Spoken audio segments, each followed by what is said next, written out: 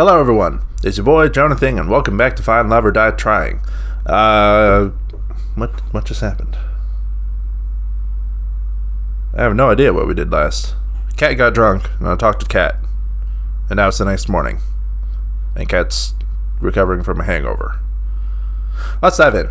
Somehow this scene feels familiar. Something tells me my chance of surviving goes down every second for every open bottle of alcohol on this island.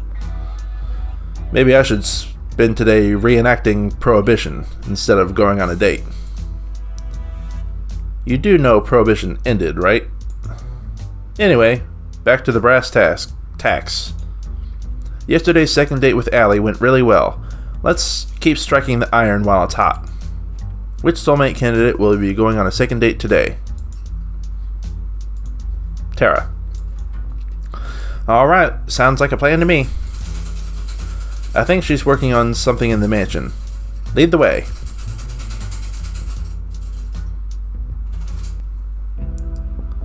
I knocked on the door to the games room. Hey JonahThing, what's up? I thought I'd check and see how you're doing with your game. Let me show you what I'm working on then. Tara handed me her game device. Not all the art's ready yet, but I'm hoping it'll be done soon. It's a farming game. I had to ditch the pigeon dating idea after, well, finding out it was already done. That's really a shame for the whole world, really. But in this game, you get to live in a village out in the country, make friends, raise crops, and decimate all the invaders with a giant mecha pigeon death machine. And there's a million possible weapon combinations, and that sounds cool. I'd love to play it. I'm curious, how come you decided to make a farming game? Good question. They've just got a special place in my heart. I used to play these morning till night, every day. You can probably tell, I'm not really a go out and party kind of person. To be honest, I don't know enough people to go to parties anyway, but whatever.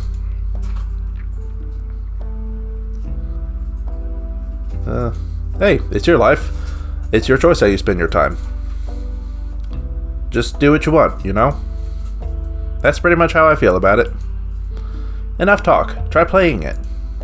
I want to see how you feel about it. Alright, here we go. The title screen displayed with a click. Star Blue Valley. That was a mecha pilot who got tired of life in the mecha corps and decided to move out to the country and become a farmer. I was a pretty good one at that. Every season I'd learn to plant, water, and harvest new kinds of crops. Tara would give me advice for farming in every season. Her face was so close to mine, she'd watch my every move with a pensive expression. Farming and fishing felt great, but fishing was almost impossible to do at first. The mecha parts of the game felt incredible. You could even get to know the villagers and have relationships with them too. There was just one thing that was a bit weird. First, wow, what you have so far is incredible, Tara. You think so? Yeah, really, it's incredible. I never thought I could combine farming and being a mecha pilot in the same game, but you did it just fine. Thanks, JonahThing. That's nice of you to say. There's just one thing I think was a little off. What's that? Any feedback would be great. I feel like the relationships with the town people were a little weird. The dating aspects didn't really feel right. I knew you'd notice that. It's kind of embarrassing, but I've never actually dated before, so I have no idea what it's really like. And to be honest, I've never really had a real friend either. If it's not too much to ask, her voice suddenly reduced to a whisper. Maybe you and I could be friends? I'd be honored to be your friend. That said, please don't trap me in a video game again. Sorry, what? Anyway, watching you play gave me some ideas. Oh, want to help me with testing them? Sure, I'd be happy, however I can. We both suggest ideas, she'd implement it, and we'd test it together, and repeat. It just kept getting better and better. Tara's smile and enthusiasm was contagious. I couldn't help but be excited for her, and in awe of her drive. We spent the rest of the day working on her game, but it only felt like minutes. I'm just glad it wasn't another virtual reality game.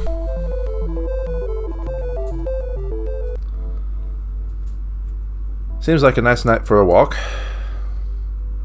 Oh, hey JonahThing, what are you doing out here? I was just going for a walk. Care to join me? Sure, why not? I got a few minutes. How about we do a circle around the mansion grounds? Sounds good to me. So, how'd your date with Tara go? Ah, are we already back to our daily interviews? Did the island run out of wine? That's wholly unrelated. But yes.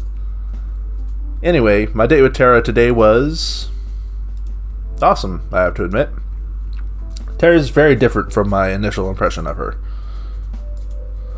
I feel like I'm seeing the real her now, and I like what I'm seeing. I like the sound of that. Who would have thought you'd say something like this after your unique first date, huh? Life sure is funny. Keep it up with what you're doing. Our ratings have only been climbing higher and higher every day. But it's not time to celebrate just yet. I know, don't worry. I'm sticking to the plan. That's good to hear. Seriously, if you got yourself killed by not following the plan at this point, you deserve it. Looks like we finished our walk. Anyway, I gotta get back to work, but it was a nice break. Night, JonahThing. Night, Cat. I walked back to my room and plopped in bed. Time to get some shut-eye. The scent of something delicious being freshly baked wafted through the kitchen. It's just the two of us. Looks like this batch didn't turn out well either. She frowned. Hey, on the bright side, at least I can tell it's bread this time. Uh-oh, that wasn't the right thing to say. It has been a while since I've done this. Sorry, JonahThing, I wanted you to have something good. I reached for one of the pieces of bread. Wait, I'm sure it's... I took one bite, then wolfed the bread down like it was the last of its kind. It's delicious. I reached for another to prove my point. You really mean it? I took a moment to wolf down a second piece. Cross my heart. You're just saying that. She smiled. Ah, that's the moment I've been waiting for. She hugged me with all her might. But I love that about you, you know? I love you, JonahThing. I held her tight. I love you too. For a moment, the whole world was just me and her. And that was all that mattered. What I wouldn't give to have you back like this.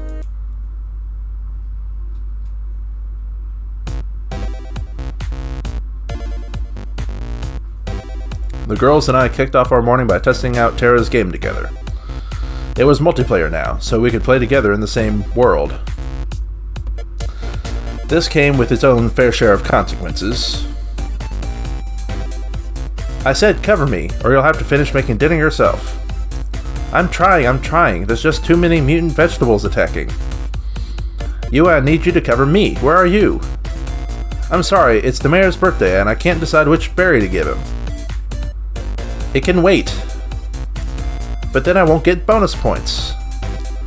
Come to think of it, I think we're running low on tomatoes and carrots. Do you need any, Violet? We have enough to survive the winter, but more supplies are always welcome. I'm on it. Well, the game's definitely gotten more exciting. I wanted for them to test the relationships, but maybe that'll have to wait for a bit. I guess we'll see next time. Yeah, next time. I can't wait. We spent the rest of the morning playing Tara's game.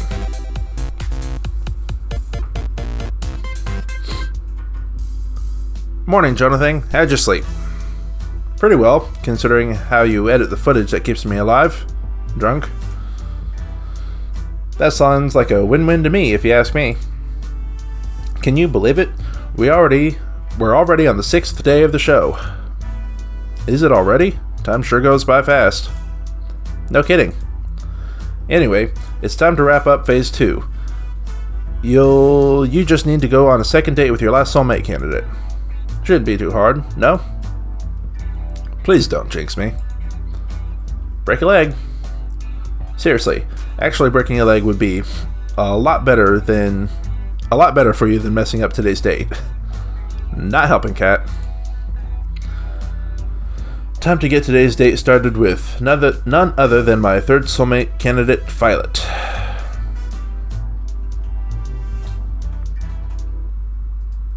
I found Violet taking a walk outside the mansion. Hey Violet, what's up? Hello there, JonahThing. I just thought I'd take a nice afternoon walk. This place truly does bring back This place truly does bring back memories of home. You lived in your own personal island? Nothing quite that bourgeoisie, whatever. Anyway, I've got a surprise for you. Want to see it? For me? I motioned her to follow me into the mansion. I asked Kat to pull a few strings, and well, we have everything we need to bake whatever we want now. Oh my. Violet looked at me with childlike wonder in her eyes. Let's get right to it then, why don't we? She was practically shaking with excitement. Her smile and laughter was positively infectious. We decided to make a chocolate cake. It was her favorite flavor, and I don't remember mine. That said, I also don't remember a thing about how to make cakes, but with Violet, that wasn't a problem. She got me up to speed with a soft and steady hand, and before long, we had the cake in the oven, baking away. I wish it took longer to make. Seeing Violet do what she loved was most of a treat. When she pulled the cake out of the oven, she looked like a kid on Christmas Day. Now just the finishing touches. A little more here, a little more there. She was in her own world, humming away as she danced around the cake, decorating it as she went along. I couldn't help but smile and watch her in adoration. She's pure happiness right now. I wish I could take this moment and just freeze it in time, for safekeeping. I can't wait to share it with the others. But first, JonahThing, would you mind testing it?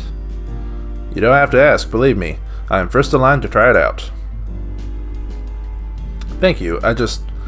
I am unsure if what I was making was worth eating or not. Why's that? My family's caretaker, Shirley, was the one who taught me how to bake. Besides my sister, Shirley was the only one who ever bothered to try what I made. Sometimes I worry they told me it's delicious just to make me feel better. I took a little off the top of her cake with my finger and licked it off. It's delicious, Violet. You better believe it. Would you want to help me a little longer? I'm having far too much fun to just stop now. I've just started making some cookies, and I find I quite enjoy your company and help, JonahThing. I'd love to. Let me know how I can help you. Violet passed me a bowl full of cookie dough, then a tray. All you need to do is make little cookie-shaped pieces out of the dough, then put them on the tray. Do not try and put any of them too close together on the tray, or it'll become something of a mutant cookie in the oven. Got it. No mutant cookies here. I ripped off a piece of dough from the bowl, and rolled it into the size and shape of a cookie. Perfect. You're a natural. Thanks, Violet. Wow. In the time it took me to make one, Violet had made 6 perfect cookies. She moved with mechanical efficiency as she kneaded balls of dough into the perfectly shaped cookies. Wow. I thought you were great before, but you're really incredible. How long have you been doing this? Perhaps since I was about, say, 5? To this day, it remains the only thing I can best my sister at. Finishing making another cookie as Violet finished 3 more. She held up one of the cookies and raised it to her face. You've gotten quite skilled at this, JonahThing. I just wanted to say again, thank you for arranging this. I'm on top of the world right now. It was my pleasure, Violet. Gosh, she's adorable when she smiles. For a few seconds, we kept working on the cookies in amiable silence, our eyes locked on each other's. You said you had a sister? Why, yes, indeed. Viola Valentine. First twins in the family. Oh, I'm out of room on the tray. She flashed a devious smile in my direction right before she lightly threw a ball of dough at my face. What's with that cheeky... Before I could react, it sputtered against and stuck to my face. She burst into childlike laughter. Nice catch, JonahThing. Perhaps you might try using your hands next time? Oh, it's on. I couldn't stop myself from smiling as I grabbed some ammo of my own cookie tray and threw it at her. She dodged them with ease as I laughed. It's quite humorous how an old caretaker managed to do what you're struggling to do now. I interrupted her gloating with another dough ball to throw. This time, it made a satisfying splat against her left cheek. Strike! Oh, you are going down. Her smile turned devilish as she grabbed another dough ball. I'm only a second before her next volley. Go on the defensive. I ducked behind the kitchen counter. An instant later, a dough ball flew above my head. Ha! Nice! While I was gloating, Violet threw a dough ball that splattered against my forehead. Bah! And then another landed right next to it. Ah! Mercy! And then another. I crumpled to the floor in defeat. I declare this my victory in absolute confidence. She laughed as she pointed at all the dough on my face. I took the opportunity to interrupt her speech with another dough ball. It splattered right against her left cheek. Oh, you're even more dead now. Forget surviving this crazy TV show. I don't know if I'm surviving the next 5 minutes. It was like looking at a tiger dead in the eye. Violet reloaded her ammo and was lining up for another throw. It was all I could do to reach for one more dough ball and scream in defiance. Bring it on! Some say you can still hear my screams in that kitchen to this day. We finished cleaning up after our impromptu food fight and brought the desserts that survived the Great War to the porch. Her smile and laughter were infectious. Pardon me, but I guess we can rule out you being a baseball player before you had come up to this island. She put her hand tenderly against my face as she wiped up some remaining dough. We locked eyes yet again. Her eyes were practically magnetic. Thanks for playing along, JonahThing. I suppose it's been too long since I've had that much fun. So, thank you for indulging my little whim. It was a lot of fun for me too, Violet. Don't mention it. Besides, I think I got a few good hits in to make it worth it. I'm worried for you.